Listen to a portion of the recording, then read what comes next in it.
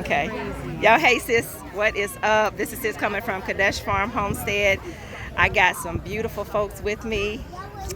Y'all want to see who it is? Surprise! Guess who it is?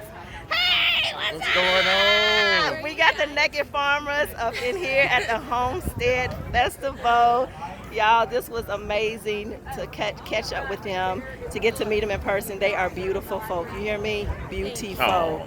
I have watched them for so long, and I knew them for a long time, but they just didn't know me. Okay. Yeah. So now that I got we my didn't know you till No. Holy Spirit Activate. Hey. Holy Spirit Yay. Hey. So, but y'all, thank you so much. Y'all go and support the Nakid Gardeners. They have a lovely channel, Kedesh Farm Homestead. We just started our channel not too long ago.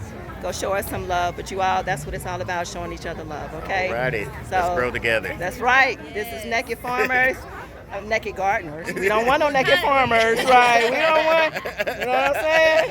I'm going to recant on that. Although the class we were just in, we heard how great it is to have sun on your belly. Yeah. Tory, yeah, you going to try that out?